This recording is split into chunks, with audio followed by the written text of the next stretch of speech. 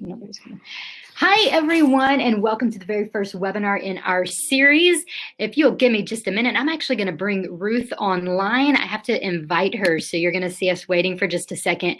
But as I'm doing that, I just want to let you know a little bit about who I am. So my name is Dr. Jessica McCleese, and I am a licensed clinical psychologist and a certified sex therapist. And I write a blog at befullywell.com where I talk about marriage and intimacy and all those other fun things. Ruth, take a moment to tell us a little bit about who you are and the blog that you're running as well. Yeah, so I'm Ruth Buezis, and I run a blog called awaken-love.net. For the last 5.5 years, I've been teaching sex classes to Christian women, and God called me into that out of nowhere.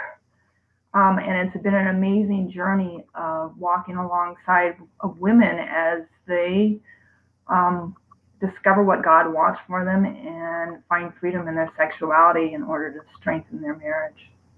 That's so awesome. That freedom is incredibly important in my work, and I'm sure you've seen it too. I find a lot of people who there's a lot of stigma and there's a lot of issues from the past, which I know we're going to be talking about today, but things that just make it really hard to have that intimate connection. So it's a beautiful thing that you're doing, and I'm excited to have you here as a guest. So thank you so much. And this is going to be fun.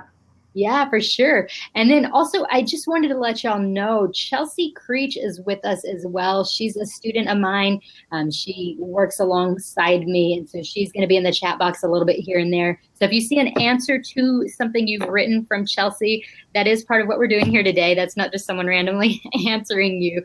So feel free to ask questions there, and she's going to make sure that I get those if I don't see them while we're here. And Ruth, I'll, of course, make sure you get those too, so we can continue this conversation with anybody as they have questions. Okay. Awesome. Okay, so you do blogging over at Awaken Love, and I've been spending some time looking at it this week and just checking out some of your blogs. You have some great content, everything from like technique to talking about difficulties that people have and overcoming some of those. So what started this journey for you to get you to a place where you wanted to talk about sex and help people? Well, I went on my own journey from a marriage that was good and honestly pretty easy because we kept it easy, because we didn't talk about really hard or challenging things.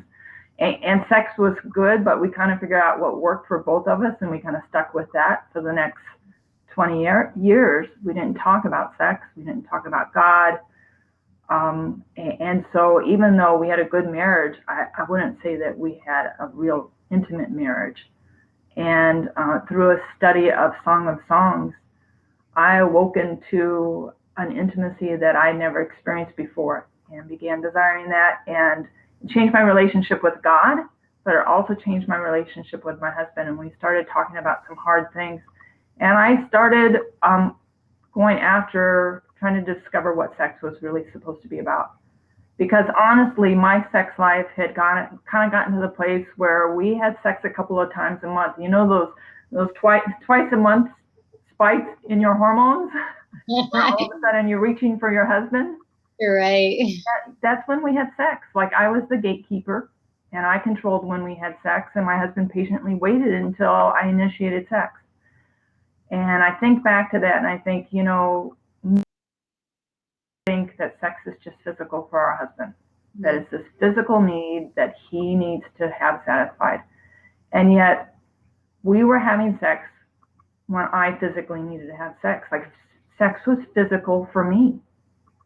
And so I went on a journey of exploring what sex was really about. And the class is really a year of my life compressed down into 6 weeks. Wow. It's the book I read, it's sheet music and it's intimate issues. And it was me beginning to recognize lies I believed about sex and about my husband and about myself. It was me beginning to bring up the baggage that I had as far as my own personal experiences, resentment against my husband, things that held me in shame even from the time I was a young child, and talking through those and praying over those with my husband. And just even us beginning to learn how to communicate about sex and figure out my body, because I knew the very basics, but beyond that, boy, there's a lot more to learn as far as what we're capable of. And, part of this journey was discovering the blogosphere of Christian sex bloggers. And back then it was Christian Nymphos was still up and running. Yeah. And boy, did that open my eyes to a couple of things. One, to this group of women that was having the time of their lives, that were just experiencing so much freedom. But the other thing it opened my eyes to was how many women struggled in this area, and the hurt and the hard places that women were in. And so God just began tugging on my heart that I was supposed to share simply what I learned. Yeah. So that's kind of how it began. It's been an amazing journey. And I like to say I have this front row seat to watch God work. Just this week I had a class, and I have 20 women in that class, and it was 2 hours of listening to women share their stories. Wow. And praying for some of them, and some of them had already prayed. And I know that next week they're going to come to the class and they'll look differently, because they always do. Yeah. Just being able to talk through those things helps to remove those burdens. Yeah, for sure. Man, you've already said so much. So maybe I'm going to help us break it down so we can talk about some of those things. So one of the things we told people we would share about is just those differences between men and women and how they see sexuality. And you already kind of hit on that piece. So we hear that men are so physical, and yet you realize that that's actually when you were seeking out sex, is when there was that physical component and that need. Clearly women are physical as well, but we handle it differently. So let's talk a little bit about that piece, about the differences between men and women. I'll let you share some of what you've learned in your classes, and I'm going to share some of that information as well. Right. So I think that certainly men tend to be driven with a drive that is pretty constant. And we have a drive that is driven by hormones that spike couple of times a month, typically kind of mid-cycle and almost just before your period. Right. And so usually for us, we don't necessarily feel like we want to have sex until we're in the midst of arousal, until we are in the act. Yeah. And so that's very different. And there's nothing wrong with us, right, because we don't feel like we need to have sex all the time. Right. There's nothing wrong there. Yeah. And before we go to another point, I'm going to add to that, because you're right. I've worked with so many women that will carry all this guilt and this shame, saying, I've read these articles online and I've learned that what I should be doing is initiating. And they say, but I'm tired. I don't think about initiating, and I want to think about it, or I think about it at 9 a.m. and then I go to work, and then I never think about it again until I'm laying in bed half asleep, and then remember, oh yeah, I was going to initiate. And that happens over and over again for men and women, because not only do men have that spike in testosterone, so they want sex more often, men are going to oftentimes when their bodies are functioning, they wake up with erections. So they already are thinking sex, have an erection, therefore I should have sex, where women don't notice those changes in their bodies as much. And so even though the vagina naturally lubricates overnight, that's part of health. We don't feel that in the morning and think, oh, I'm aroused, I must want sex. So we're so different in the way that our bodies are made up. And you're right, women don't have those spikes as often as men do, where men have kind of this higher testosterone in the morning, and then it goes down a little, and they have a spike like that, where women were like, and then we have the times of the month where it's really high. But you're right, our drives are completely different, and it can make women walk in this place of shame, thinking, well, who am I that I don't love my husband enough to want to have sex with him? When it's not the case at all. Right. The other difference, I guess, that I immediately think about as far as the differences between men and women is, men are typically aroused by sight, and we all know that. They just see us, and that's all it takes. And for us, I think it's two things, right? It's touch, and a lot of that is non-sexual touch.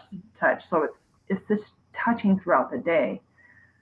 And that gets to be challenging, because we learn really fast that, well, if I let my husband touch me, then he's going to think he's going to have sex tonight. So then pretty soon we're pushing our husband away and not letting them touch us.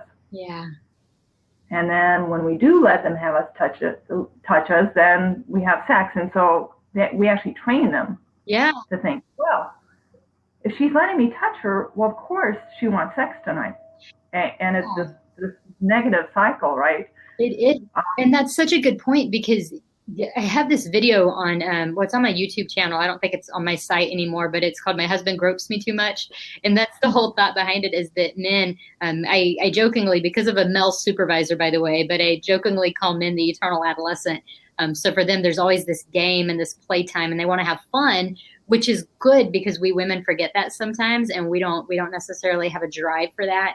And so men do a lot of that groping and that grabbing. And for women, it can oftentimes feel like we're being used, or it feels like, well, you love me because of this part that you compliment all the time, or you love my body because of this portion of it.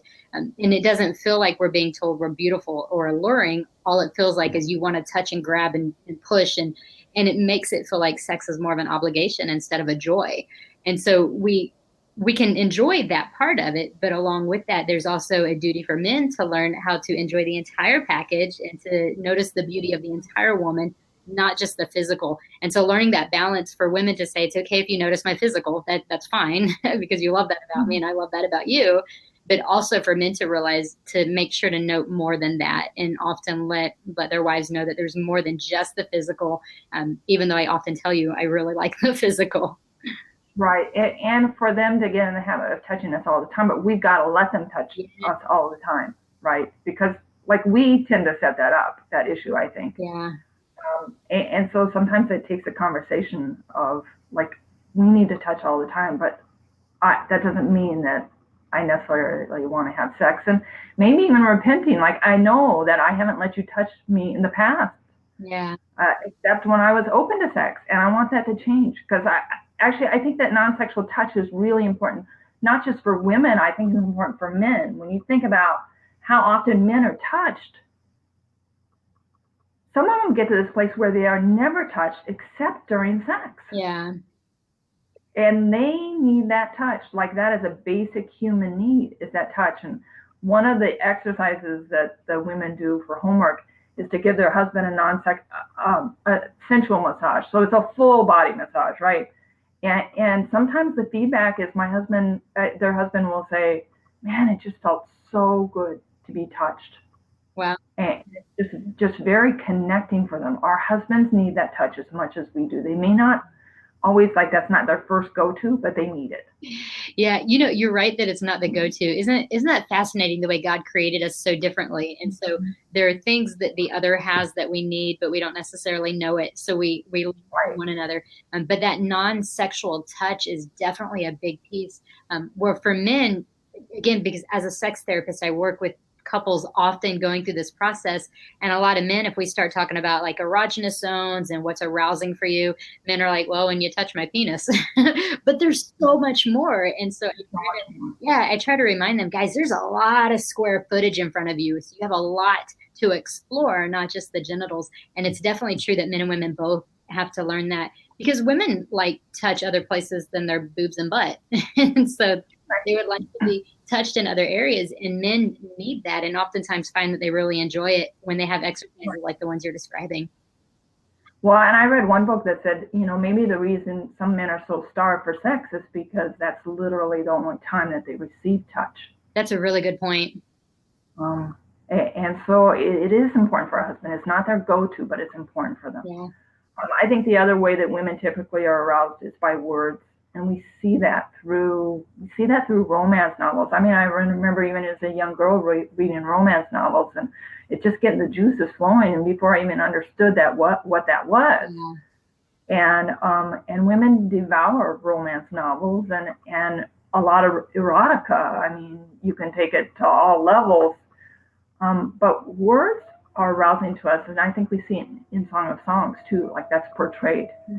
Words don't come easily for men. Yeah. Especially maybe in the bedroom, and they might talk sexy, like they think they're supposed to talk sexy, but it does nothing for us, because ultimately what we want is simply for them to take what they're thinking and to speak it to us. Now, that's not an easy place to go. Like, that's really vulnerable, sharing even your thoughts Yeah. And yet that's really what we desire. We don't want them to just talk sexy, just to talk sexy. We don't want them to just tell us we're beautiful because they read in a marriage book, you need to tell your wife you're beautiful, Right. right? We really just want them to take what's here and speak it to us. Yeah. And so that's a real area of growth for men. And I just think it's easy to think sex is all hard for us and easy for husbands, but I don't think that's true at all. Right. I 100% agree. And I see plenty of people where that's the concern. And what's really sad about our society is the way that we teach people. When I've had men that are struggling with areas of sexuality, they really feel like something is desperately wrong with them. And they think that, something is so abnormal for me to be having an issue here. Finding that they don't know how to approach their wife. They feel like, well, I must not be a man. She's more the man in the relationship. And so we throw these ugly labels on one another because of unhealthy views of sexuality. When really it does come down to that sharing that thought with one another and figuring out how do we create the intimacy that we want to have based on those desires we each have. I was even thinking this morning of, there are Christian books about marriage or maybe about sex, but for the most part, it's about how important sex is for your husband. Mm. And it's to husbands is typically how they need to talk to us or help around the house and things like that. And now there's some newer books coming out written by women for women about like sex is important to you. But are there any books written to Christian husbands about the importance of becoming a great lover and what that looks like and how do you do that? It's just assumed, and it's this pressure for men of, well, of course I should know how to do this. It just should be this natural thing. And yet it's not. We're very, very complicated to learn how to love well. And there's a lot of growth for husbands. And yet I don't think there are any books written for Christian guys on how to be a great lover. That's interesting to think about, right? I have one for you. So there's a book called Celebration of Sex by Dr. Doug Rosenau. And I thought of him earlier when you were talking about when you were recreating your course and how they, like Christian Nymphos was around, but it becomes like this kind of taboo thing to talk about, where Dr. Doug, or I call him Doug because he's been my supervisor and we're colleagues now.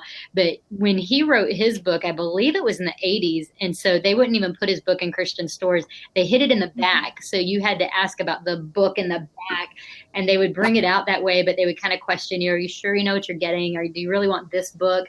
But he has a chapter for men on how to be a great lover for your wife and a chapter for women, how to be a great lover for your husband.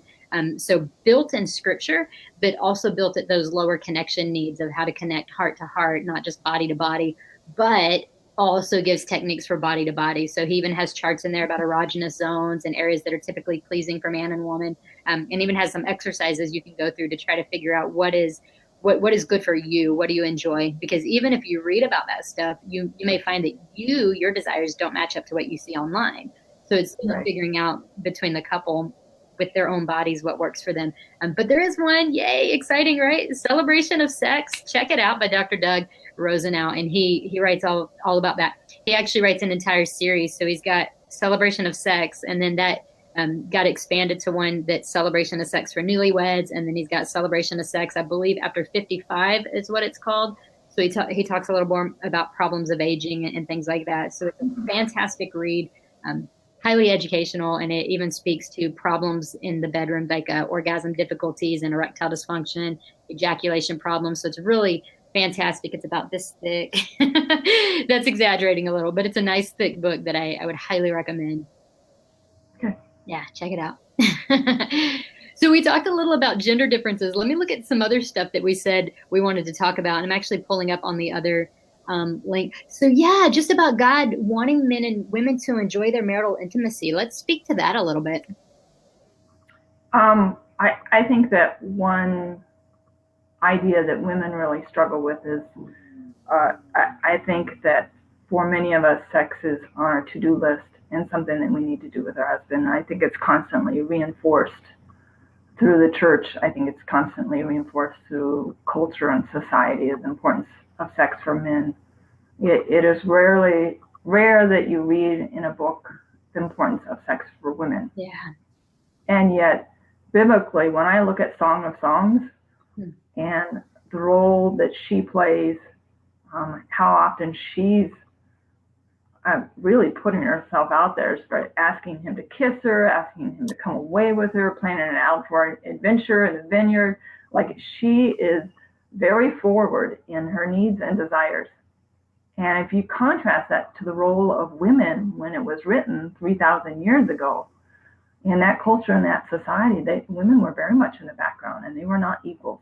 Yeah. And so I think there's an importance in that no matter what the culture is, within the marriage bed, husband and wives are supposed to be equal. Yeah. And sex is important to both of us, not just the husband. And so I think, like, we have to start with that basic belief that even though we're very different, even though we may not have a drive like a man, even though we may not be aroused by his body like he's aroused by our body, sex is important to both of us. Yeah. And you know what's interesting is I was actually going to ask you about the awakened love, if that's where it came from, as Song of Solomon. Because she says that often, she's encouraging her girlfriends, don't awaken love until it so desires, until the right time. So clearly showing that she did have a drive and she wanted that intimacy with her husband. So right. No, girls, this isn't something to play with, like, because you don't understand what it's going to do to you. Right. Which is really interesting. But not only that, she describes his body in some pretty fantastic ways too. She talks about his strong arms and his abs. I mean, she's clearly drawn to the side of her lover. And I think that's such a beautiful picture of what intimacy is really supposed to look like. So yeah, men are more driven by sight. We know that. Women more driven by words, like you said. Absolutely. But they do that so well in the book, The Song of Solomon, because he is complimenting her like nobody's business, talking about how beautiful she is. And some of that stuff, it feels like it doesn't translate well. Like your nose is, what is it called? A pillar like of Lebanon or something. So it seems like that doesn't make sense. But as you study more of what he was saying and what those symbolic pictures were, he is exclaiming her beauty and talking about just every single part of her is so beautiful and alluring and gorgeous and how he wants her. And then she really does the same. She talks about his strength and his arms and how great he looks, and how he's pleasing to her. And it's really exciting to read that and see that we can have that kind of a relationship and enjoy that intimate connection. Right. I think also, right, within these differences, right, between men and women, God created sex. I think there are a multitude of reasons, and I don't think we're supposed to just have sex because we're driven by our hormones to have sex. There are a lot of other reasons to have sex, and some of those things men are more in tune to, and some of women are more in tune to. For instance, God created sex to make us into one. Yeah. And we hear about this impurity all the time, as far as those crazy illustrations where if you have sex outside of marriage, you're kind of stuck together and you peel it apart and you left part of yourself behind, right? Yeah. The same is true in marriage, and it's every single time we have sex, God somehow makes us into one. It's this mysterious thing that God does that's out of our control. Right. And I actually think men are really in tune to this, because I know in the past, like, there have been times when my husband reached for me when we were still in disagreement. Where I'm thinking, like, are you crazy? Like, how can you think about sex now? Yeah. How can you think that I would even be interested in this? And yet I'm married to this loving man that is so gentle and so kind. And he wasn't thinking about himself. What he was thinking was, I don't know how to fix this. I don't know what to say. I don't know how to make this better. All I know is, if we come together as one, God is going to help get us back on the same page. Yeah. So that's not so hard to work out, right? Yeah. And that's not a natural thing for women. Right. It's not an easy thing for women. It takes trusting our husband that he doesn't just need a sexual release. He doesn't just want to use us. It takes trusting God and saying, God, you help me get on board with this, because I'm not on board with this at all. Yeah. But that's a place that we're supposed to learn to go. to trust our husband in this. Sometimes we just need God to make us into one. Yeah, for sure.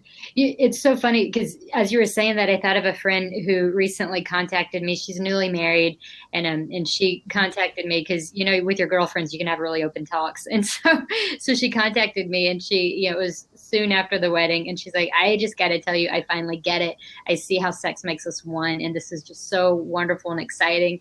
And she's like, I wanted to tell you this because I know with what you do, you would get what I'm saying and it wouldn't seem weird. And she's like, but I'm just trying to say this is the coolest experience ever.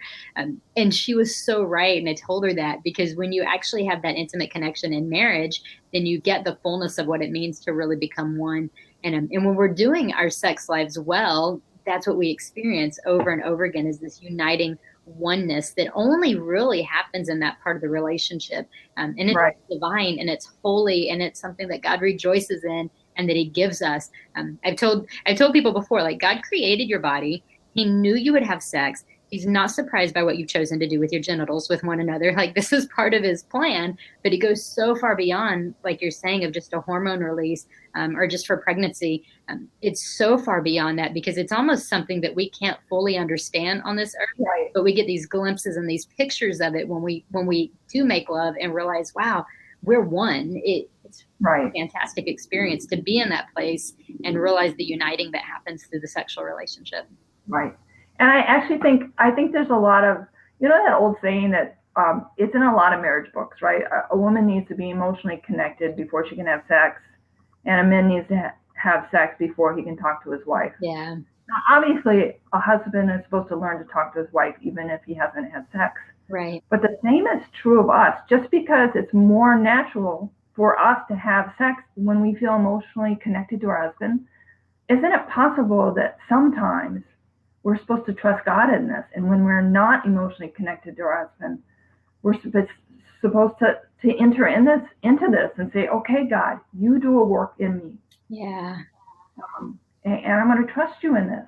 Like, make us into one. I've had women who, like, they figure this out and they have a disagreement with their husband, and they're like, okay, God, if you reach us for me, I'm going to do this. And they do, and afterwards it's like everything comes easier. Yeah. Like, they still have to work through the disagreement, right? But it's easier because God did a work in them. Right.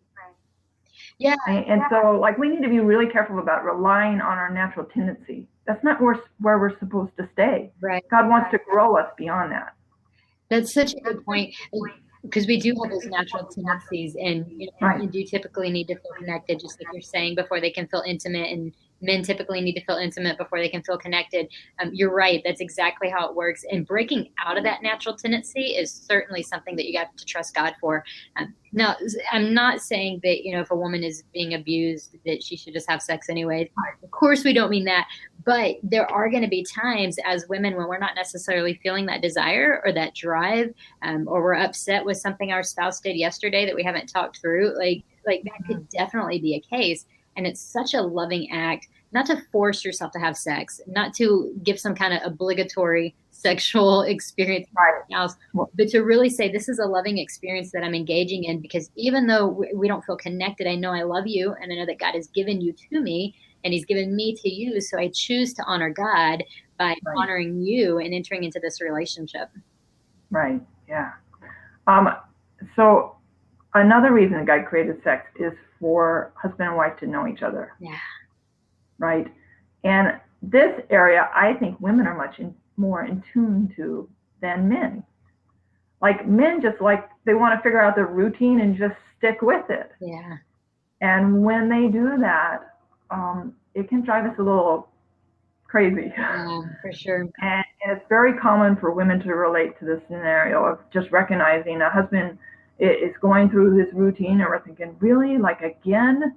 And as we become more and more tense, if he just keeps going because he knows, well, this worked once, so surely if I just stick with this is going to work. And in essence, he's completely ignoring how we feel about it, right?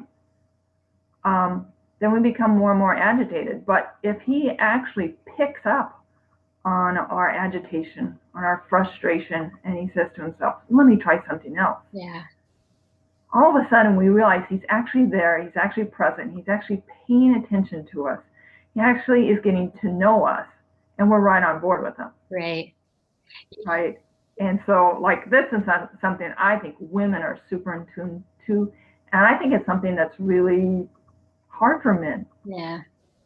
I think women are in tune to whether we're connecting during sex. When we're connecting during sex, it's completely different than when we're just going through the motions. Yeah.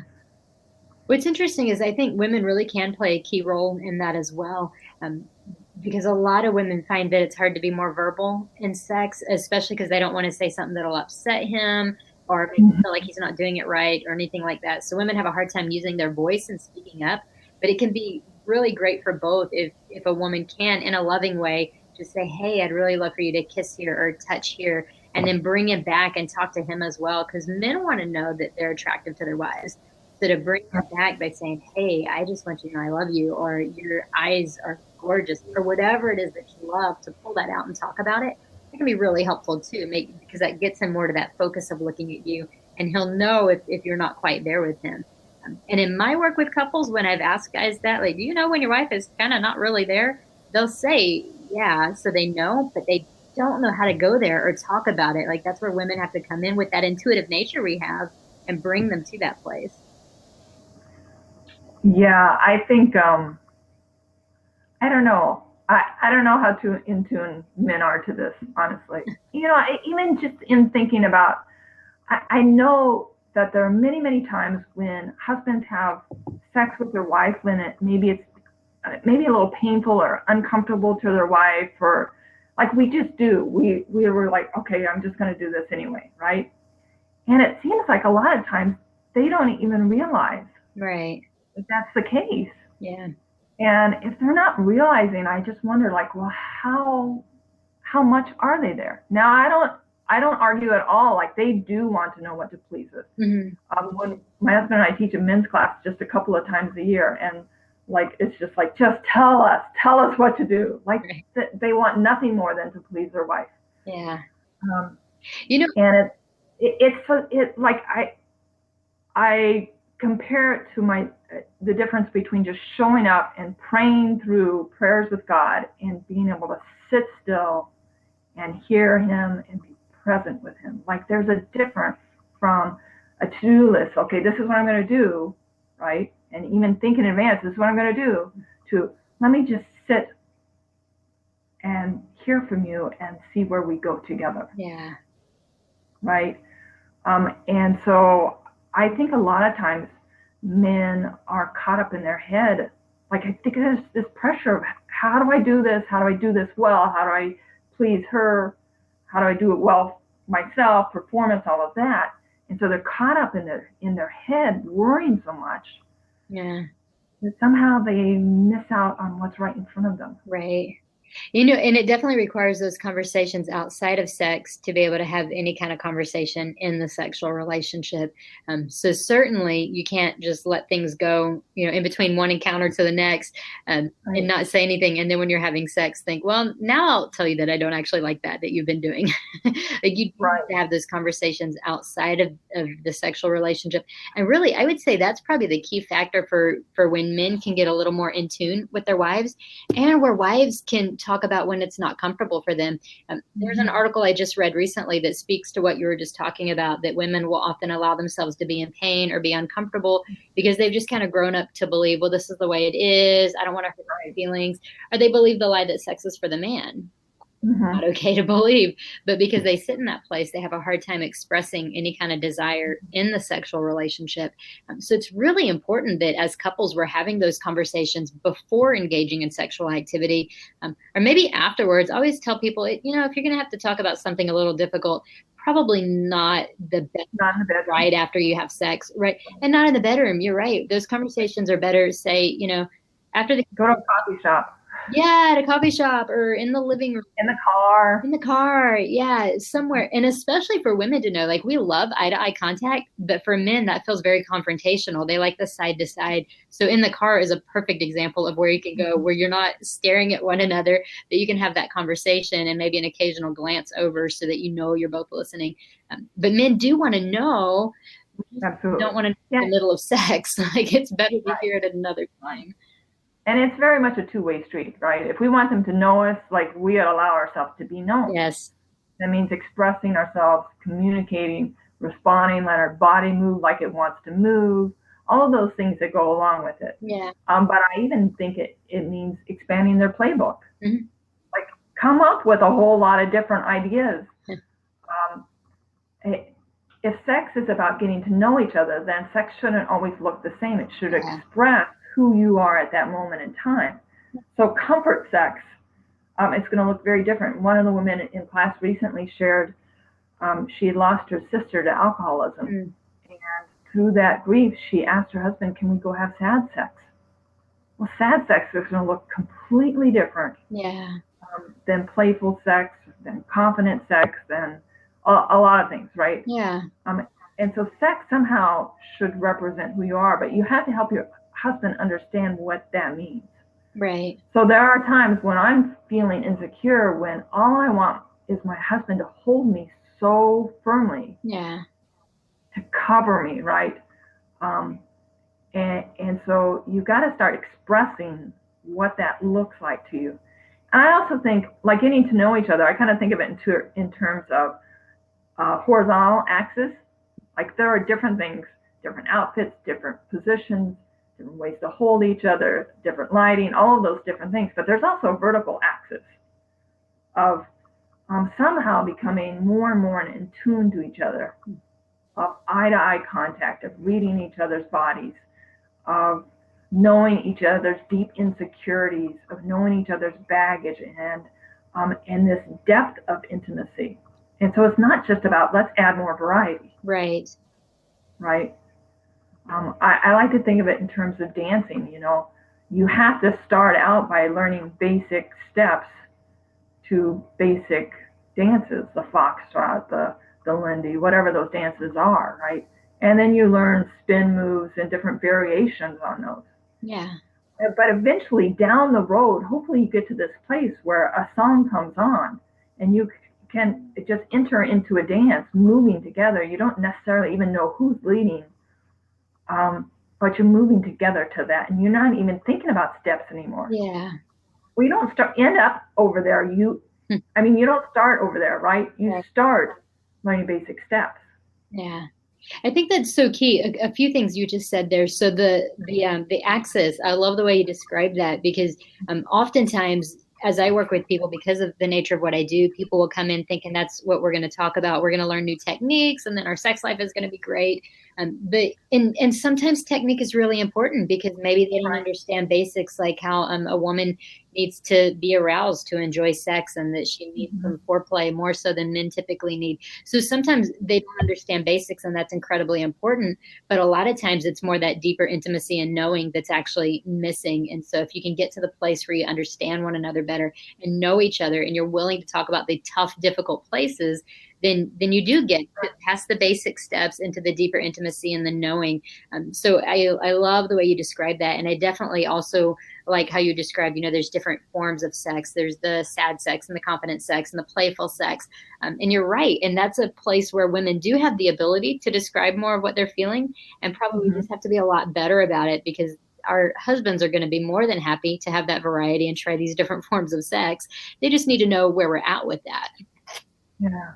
So yeah, that's a good explanation. I've had several women recently who had a lot of sex outside of marriage, and then they got married, and it was supposed to be this amazing thing that was intimate, and they have a hard time even connecting the act of sex with intimacy or any kind of connection. Yeah. I guess I would be interested in your thoughts on that, as far as how do you, I mean, obviously there's some healing that needs to take place, but how do I help them get to this place where they are connecting sex with intimacy rather than just sex? Yeah, absolutely. So one of the things that I think is really helpful, I told you about that Celebration of Sex book earlier. There's actually a guidebook too. Obviously you wouldn't use all of it because you already have your class in place, but you might find pictures of that are helpful. And one of the really great pieces of that is just finding out what sex means to you. So asking each one of them, the women and the men, what does sex mean to you? And then learning some about what they heard growing up too, because we've talked about how there's messages in the church sometimes that actually aren't helpful. For instance, I remember one where I was, and it was after I was married too, early into my marriage, that I went into into a youth group, and I was watching what they were doing. And so they were showing, like, like the little teeny saucers that you can ride as a kid that spin around. So they were showing that, and they're like, this is sex before marriage. And then they showed this huge wooden roller coaster with these big drops and dips, and everybody's excited, and they're like, this is sex after marriage.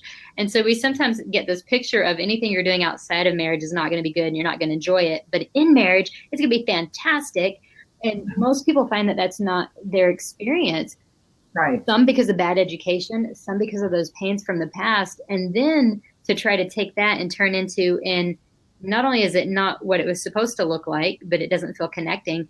So you're right, learning how to grow that intimacy is incredibly important. But a big piece of that is helping couples both talk about, what is it that sex means to you? And if they can hear those words, then we can start, first of all, dispelling any myths and lies. Someone says sex is supposed to be fantastic and we both orgasm at the same time every time. Then we can come in and say, well, that's actually not reality. The movies would maybe make you think that, but that's not how it works. If there's misunderstandings about the way the body works, so you take that erotica type, book that's turned into a movie, and the woman is quickly aroused and falls into her lover's arms, has a huge orgasm, everybody's happy. So to teach people, actually, that's not the way it works either. You're still normal if that's not how it happens. So part of it is that basic teaching, but then that shift too of really talking about, what does sex mean to you? And then let's talk about what it means to God. Because I think a lot of people have misconceptions there, and they really feel like God's not involved in our sex life. So he's involved in all of our life. He cares about our spirituality. He cares about the fruits of the Spirit. He cares if we're operating and teaching others about him. But sex, that's just humans doing that. And he's the creator, and he does care a lot about our sex lives. And everything we read in scripture is that the two will become one. And that doesn't just mean your body's connecting. It means an intimate connection that God has designed and that he's created for us. And it becomes a revelation of really what we have with him. And that's why he compares us and our union with him to marriage, because he's constantly trying to show us these examples of, this was what it means to be connected. And you're going to have this in a much greater degree one day with me. But he gives us like this practice area here on the earth. And our sexuality is one of the ways we do that. So we learn to give to one another, to maybe be loving and have sex if we're not feeling it necessarily in that moment. So he teaches us through sacrifice, but also when you start learning the intimacy and how God has designed it, and you use it as a way to connect with one another, you start seeing that there's so much more to just an orgasm, that it is an actual connection, and that you guys see things in a different way once you've been together. I don't know if that's starting to answer your question or not. If you're looking more maybe practical steps, is that kind of more what you were asking? I don't know. I find myself encountering this more lately. And the first one actually was at a men's class. And halfway through class, he said, this whole thing between intimacy and sex, he said, there's no connection for me there at all. He said, before I got married, I used women. I got as much sex as I could. And for him, I almost wonder, it seems like he could just be kind of disassociating himself during sex, because if he was to experience intimacy during sex, then he would have to admit what he'd done to all those other women. Yeah. So he just continues in that place of, well, I'm going to just kind of disconnect here, because then I can still use whatever is next to me in order to have sex. But if I allow myself to actually connect during sex, then I'll realize, oh my gosh, this is what I did to these women. Right. Yeah, you're absolutely right. So one of the reasons that pornography and masturbation with pornography can be so damaging is because it's a very selfish act. And so you don't give to one another. But what you're speaking to is the same exact thing. So it's still an incredibly selfish act to have sex that's focused only on your own pleasure. And we wouldn't expect anything else of people who aren't saved, right? Of course not. But when you grow up with that message, or you put yourself into that place over and over again, even if you believe differently, it's now an entire mind shift that has to take place, because it's not just believing that that's not what God wants, but it's putting yourself in positions where you're over and over again practicing that and realizing that you have to act and show the behaviors that you're going to live differently. So in a case like that, I would definitely encourage them to do more non-sexual touch and more that sensual connecting, a lot more conversation about what sex is and what it means and what we can learn from that. And even, and people recommend this all the time, and it kind of sounds a little silly sometimes, but even reading the Song of Solomon and starting to talk about, well, what are they talking about here? What's actually happening here in this passage? How in the world is it in the Bible? Like, why would God think to put it here? Why would it be inspired of men to put it here?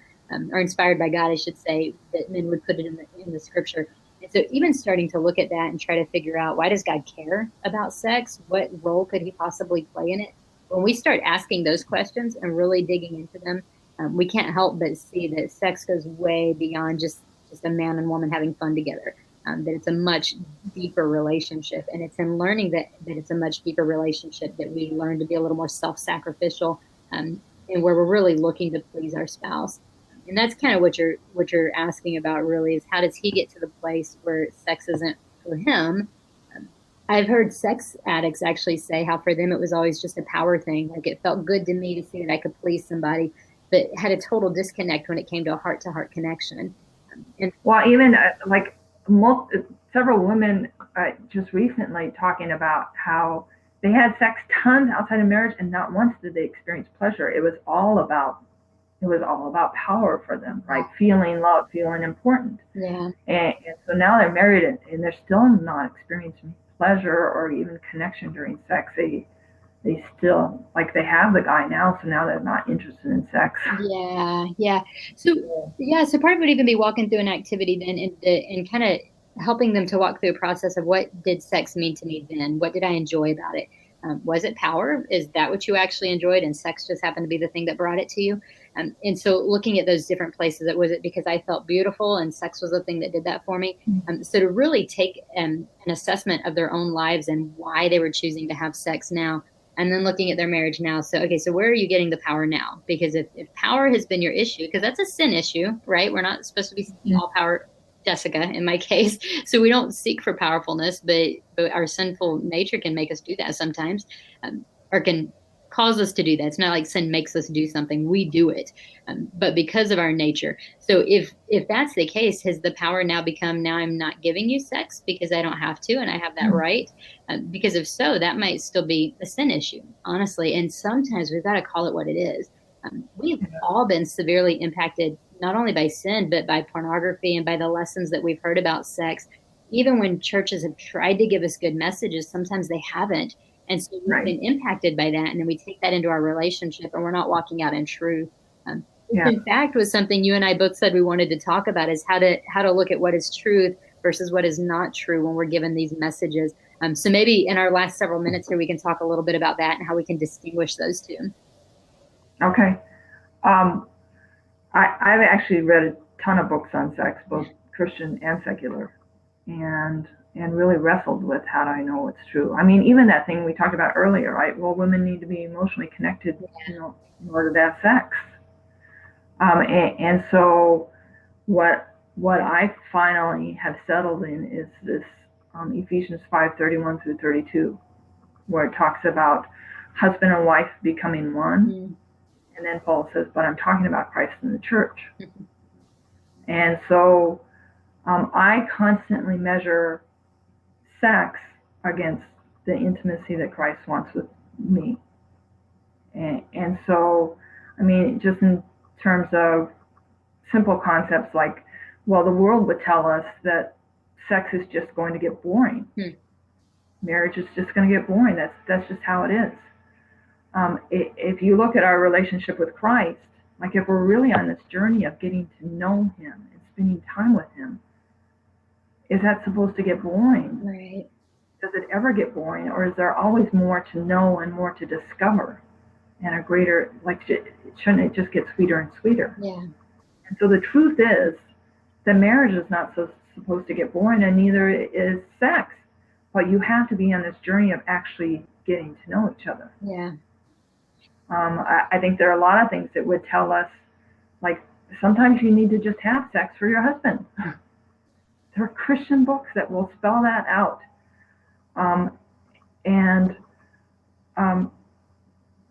for Jesus, like over and over, he talked about the Pharisees just following the rules, to follow the rules. Yeah. And Jesus was much more interested in our heart than us following the rules. I think the same is true in sex. Yeah. Our husband, God, and how he wants us to show up during sex is much more interested in us being there in our heart than just doing it to supply a need or because we're supposed to. Yeah. I think there are a lot of things that would tell us we should barter for sex. You know what? If your husband talks to you, then have sex. If he does the dishes, then have sex with him. Right. If he goes out and cleans the garage for you, have sex with him. No, like God doesn't barter with us. We're not supposed to barter with each other. We're supposed to love our husband to the best of our ability, constantly giving up ourselves, showing up completely, and our husband isn't supposed to barter with us. Right. Which is interesting because all of those you've named goes back to that really big lie I think that women often hear, is that sex is for the man and that it's not for the woman. And that's just kind of this blanket statement that women often receive. So it doesn't even get cut into these pieces of, well, the physical part or the emotional part. Like it's just straight up, this is a behavior for the man. And because you love him, you must give it to him. I remember actually before I got married, having women tell me that. They were like, well, make sure if he does some work around the house, you give him sex. You want him to keep doing the dishes after all. And I'm like, oh, what? Right. That's awful. Or if you don't have sex with him, he'll leave you. Or if you don't have sex with him often enough, he'll look at pornography. Absolutely. Or, I don't know, even just the, our early messages from our family and how they talked to us about sex, or how church talked to us about sex, or how culture talked to us about sex, somehow made us feel a certain way about sex. It made us feel like, number one, don't do it. Right. Right? Don't do it, don't do it, don't do it. And then it was, do it for your husband, do it for your husband, do it for your husband. And if I thought about overall message to men from the time that they were boys, somehow, I don't know how, but they got a very different message. And that message was, sex is going to be the best thing ever. Like, this is something to look forward to. Like, no matter what, like, you can't wait to have this. Right. And can you imagine how we would be different if somehow we had that same message of sex is going to be the best thing ever. It may not all be easy, but it's going to be awesome. And it's something to look forward to. Yeah. So different, right? And I think a lot of times too, those messages, so women and men both believe that men are so driven by sex that they almost can't think about anything else. And so women are told, watch what you're wearing, make sure your skirt is long enough, make sure you're not showing cleavage, because if a man sees your body, he's not going to be able to help himself. And even though it's wrong, he's going to really want you. So we're taught all these messages about what sex looks like. And it's so confusing when people get married and then they find that those messages aren't true. And it's and even what that says about a man, that he has no self-control. And so you get married and he still has no self-control. All he wants is sex. Everything that he does for you is so that he can have sex. Right. This is a total lie. Like, if you have a loving husband, that is a lie. Yeah. Not only a lie, I tell people too, like that's a cultural message that men always think about sex. That's not true. Okay. Like, for instance, when your husband is in church and he's worshiping God, he's probably not thinking about having sex with you. He's worshiping, and there are times when maybe he's overwhelmed at work and overworked. He's not thinking about sex. He's thinking about trying to make it through a day. And so we have these messages sometimes, like you're saying, with a loss of control for men, that feels really scary for women. So I'm not loved. I'm being touched. Goes back to the right. You just touch me. You just want parts of me. You want sex if you put your hands anywhere near me. And it creates such a disconnect when really we all have such a longing for relationship, men and women alike. We want that. We want to be loved and we want to be known. We want to be cared for. And sex is one of the ways to express it. Certainly not the only way. Right. And I think that one of the reasons God created sex is for refreshment, for comfort, is a way to fill us up. And for us, for most of it, it's the exact opposite. Sex feels like something that we have to do. It's on our to-do list. It is going to drain us. It is going to suck the life out of me. And that's a total mind shift Yeah. to get that right. Like that will turn your sex life around when you understand, oh my gosh, this is something that's going to fill me up. And it doesn't matter what stage of life, how chaotic your life is, whether you have young kids, whether you're working a million hours, but let me escape with my husband because this is going to fill me up. Yeah. Yeah, exactly. And so that's a real mind shift to get to a place where sex isn't a drain, it fills us up. Yeah. And it's a comfort, it's a place that we go for refuge. Mm-hmm. But we have to get beyond the lie that our husband is always trying to take from us, Right. is always trying to suck us dry. Right. Yeah, and I think that's so great because our husbands aren't trying to take from us with sex. They're actually trying to give themselves to us. And I think sometimes we get that message mixed up because we think that when women are having sex, they're giving themselves and men are taking, when really that's not true. If you're doing it right, it's a mutual giving. And that's what should be happening is you're mutually giving yourselves to one another, and loving each other in that process. Right. So, Ruth, I'm so glad you made it today. We only have about 5 minutes left, so I want to kind of turn our attention just for you to talk a little bit about your class and what people can expect if they're taking it. It sounds to me like it's designed mainly for women, but let me know if I'm wrong about that. But just kind of give us an understanding of what would happen if we were to sign up for your class. Yeah. So the class is 6 weeks, and it's the class currently is for groups of women. And there's power in community and not feeling alone and hearing from each other and common experiences and praying over each other. And so that's an important part of the class rather than just doing it by yourself. And I teach classes in the Twin Cities.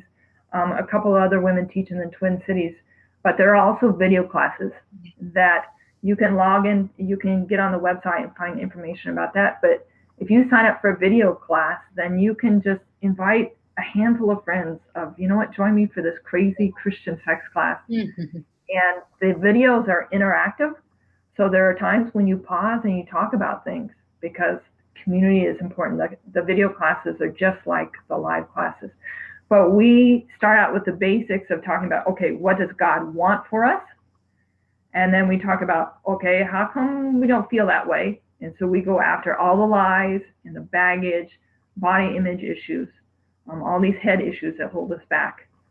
And then from there, we go to talking about some kind of practical things like communication and how do I really connect with all my 5 of my senses? How do I determine what's right for my marriage bed? And we go into even some sensitive topics, like our example of talking about a gray area in marriage is masturbation. Like that's a gray area in the Bible. So how do we figure out what's right for us as an individual couple? How do we discern about that? And then we talk a whole week about our bodies and how they work. And then week 6, we talk about our husbands' bodies and how they work. And we kind of wrap it up from there. But you can take the class by signing up on awaken-love.net and invite your friends.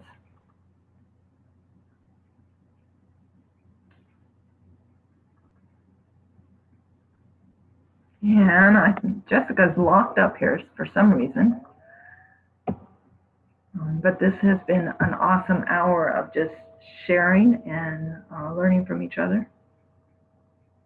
I think Jessica's sharing the website link. If you want to go directly there, then you can click on that and all the information is there about the classes.